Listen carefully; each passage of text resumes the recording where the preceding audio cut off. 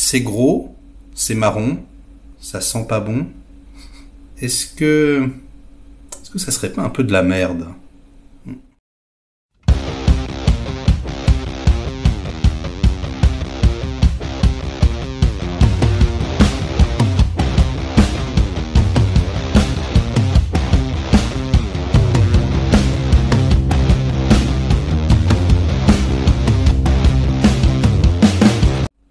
Salut les cinéphages, c'est Merege, et aujourd'hui, on vient parler de la comédie d'action, le semi-blockbuster Ghosted sur Apple TV+, avec dans les rôles principaux Chris Evans, mais surtout Ana de Armas, la raison pour laquelle j'ai regardé ce film, réalisé par Dexter Fletcher, à qui l'on doit la moitié de Bohemian Rhapsody sans qu'il ne soit inscrit au générique, également Rocketman, et poum poum, j'ai pas trouvé de budget, mais à mon avis, ça a dû coûter un fric pharaonique, et c'est probablement le pire film que j'ai vu depuis extrêmement longtemps, une douleur sans fin. Alors je l'ai regardé avec ma chérie, et je ne savais absolument pas du tout de quoi ça parlait. Hein. Elle aime bien Chris Evans, elle dit « Ah viens, on regarde !» Je fais « Il y a Ana de Armas ?»« Ouais, vas-y, on regarde, pas de problème. » Et du coup, on était tous les deux contents. Les 20 premières minutes, en fait, enfin, le premier quart d'heure, ça commence en gros comme une comédie romantique. Donc moi, ça fait voilà des années que j'ai pas regardé de comédie romantique. Je me suis dit, allez, une petite love story avec Ana de Armas, pas de problème. Donc, hop, alors, ultra woke, bord de rire. Pas woke parce que c'est une femme aux manettes, hein, calmez-vous. Woke, encore une fois, parce que, voilà, l'homme blanc, dégage, ta gueule, il faut tout refaire, toute ton éducation, c'est de la merde. Et le romantisme, c'est de la merde aussi, hein. Donc attention maintenant, hein, sois indépendant, hein, sois un cactus. C'est hyper drôle, et du coup, je trouve ça marrant, quoi. Et puis, bim! Ah, le film te prend un revers. Ah ouais. En fait, il se fait ghoster, et c'est pour ça que ça s'appelle Ghosted, c'est parce que, comme, voilà, c'est un mec romantique qui envoie des textos, non, et les emojis, ça compte! Ok. Et du coup, il a l'impression que, elle veut plus lui parler, quoi. Il fait partie des petites gens, il tient un stand sur un marché, alors que elle, indépendante, libre, flamboyante, finalement, c'est un agent secret! Oh nom de Dieu! Un agent secret, et ça se transforme donc en film d'action. Ok, franchement, j'aurais préféré que ça reste une comédie romantique, parce que au moins, il y avait du décor naturel, et puis bon, ils sont sympathiques les deux, ils sont mignons, voilà, ils sont beaux, parce que alors après c'est l'enfer. Mais c'est l'enfer, donc il la suit à Londres, à tout le monde lui dit non, fais pas ça, il faut pas. Mais il y va quand même parce qu'il est amoureux, hein, donc voilà, c'est la sale race, quoi, horrible, hein, putain, t'imagines, une stalker de merde. Et donc voilà, il la retrouve, mais pas comme il l'aurait souhaité, il la retrouve avec une cagoule sur la tête. Et là, c'est elle, forcément, voilà, qui sort des pétoires, qui le sauve. Et lui, c'est une grosse merde, hein. Il sait rien faire. Ah si, il a fait de la lutte quand il était plus jeune. Donc, voilà, il arrive quand même à mettre 2-3 patates dans la tête des méchants, mais il a peur, voilà. En fait, c'est les clichés des années 90 retournés. Et donc, du coup, on va avoir la femme objet, hein, qui va se retrouver, le leader, hein, la femelle alpha. Et puis on a le mâle alpha qui va se retrouver comme un homme objet, comme un petit clébard qui sait rien faire et qui va devoir réapprendre, hein, tout pour devenir un homme meilleur. Ah, c'est magnifique.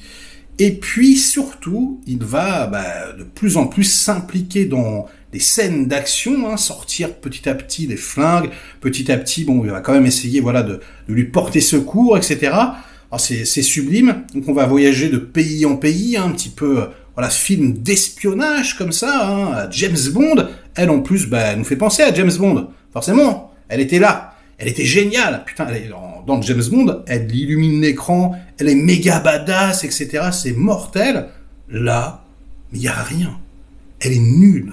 Elle a aucun charisme. Et c'est pas de sa faute, hein. C'est de la faute au réal, au chef-op, qui est quand même le chef-op de Spider-Man Homecoming ou de 65, La Terre d'avant. C'est-à-dire des films ultra moches. Et là, alors, c'est dégueulasse. En plus, c'est tout plat. Il y a rien. On se souvient, mais de rien du tout. Les décors. À un moment, ils sont en Afghanistan, dans une grotte. Et je vous jure, on a l'impression d'être dans la saison 1 de Star Trek original. Sauf que là, c'est censé être réaliste, entre guillemets. Je veux dire, c'est l'enfer, ça craint.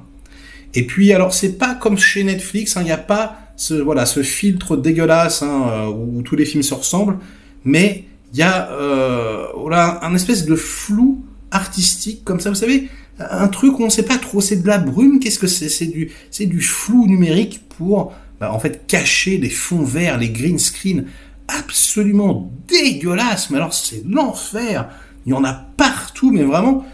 Et c'est dommage en plus parce que apparemment ils se sont déplacés quand même, ils sont allés dans quelques endroits, enfin je sais pas s'ils sont vraiment allés dans les pays, mais au moins là où il y avait un peu de nature, un peu, mais sauf que je sais pas pourquoi les gros plans, les trucs, ils détourent, ils salopent tout, c'est hallucinant. Il n'y a pas un putain de plan, d'action où ça soit pas en studio. C'est quand même un truc, mais pour moi incompréhensible. Alors le pompon, c'est le plan, je crois que c'est le plan le plus dégueulasse du film. À un moment donné, ils vont tous les deux glisser comme ça, elle et lui à côté, genre sur une pente en terre, un truc de base quoi. Et là, on s'aperçoit qu'ils ont carrément incrusté le visage de Chris Evans, et pas elle a priori, ou alors c'est mieux fait, je sais pas. Mais tu te dis, mais quoi, il était pas là? Il a pas voulu faire la cascade? Je sais pas. Et en fait, tout est comme ça. Donc, ma chérie, elle commençait à s'énerver, tu vois, elle me donnait des petites claques. Elle me disait, c'est quoi ce film de merde? Je dis, désolé, je savais pas. Moi, c'était pour Ana de Armas, donc j'avais dit que j'avais entendu que c'était bien, mais j'avais rien entendu. Et elle s'est énervée carrément, elle m'a limite engueulé à la fin. Elle a trouvé ça nul à chier, nul. Elle m'a dit, c'est irregardable, alors qu'elle est méga bon public. Je veux dire, elle regarde des trucs et tout que je pourrais jamais regarder de ma vie. Mais là, elle était vénère. Donc je me dis, si même elle est vénère, là, faudra qu'on m'explique. Faudra qu'on m'explique. Elle a cru à rien. Sa critique, c'est je n'ai absolument cru à rien. Et c'est vrai qu'elle a raison. On ne croit absolument à rien du tout. En plus, c'est ultra moche. Donc, comme je vous disais, c'est ultra mal écrit. C'est-à-dire que c'est malaisant même. La musique, ils sont allés chercher Lorne Baffle et tout. Non mais je veux dire, ils ont fait péter un pognon de dingue. Ça me rappelle quelque chose. Et donc, je sais pas combien ça a coûté, mais si ça se trouve, là, comme ça, je vois le truc, je me dis ça a coûté, 50 millions. Mais ça se trouve, ça a coûté 150 millions. Je veux dire, vous voyez, c'est comme les productions Netflix à gros budget, on sait pas où passe la thune. Là, c'est pareil. Et franchement, dernièrement, je faisais des louanges de Apple TV+, et c'est vrai que c'est une des meilleures chaînes de streaming. Il y a moins de choix, mais quand il y a quelque chose qui sort, c'est toujours excellent. Là, c'est l'exception qui confirme la règle, les enfants. Là, c'est le doigt dans la boîte de Pandore, là, attention.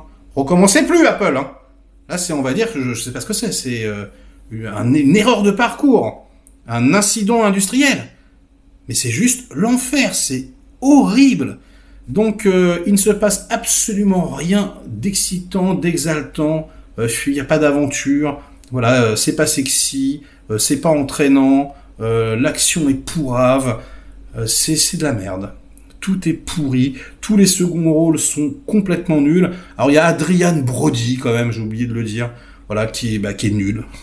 C'est incroyable. C'est pas souvent qu'il est nul, Adrian Brody. Là, il est pourri. Et voilà, et les potards sont pas du tout au bon endroit. C'est parodique, c'est nul, c'est ridicule. C'est de la merde. Bon, sur ces bonnes paroles, ce sera la fin de cette vidéo. Je vais pas m'étaler beaucoup plus longtemps. Likez-la si elle vous a diverti un minimum. Délikez-la sinon. Inondez-moi donc de commentaires comme d'habitude pour faire marcher le petit robot YouTube. Et nous, on se retrouve très vite pour de prochaines aventures. Ciao!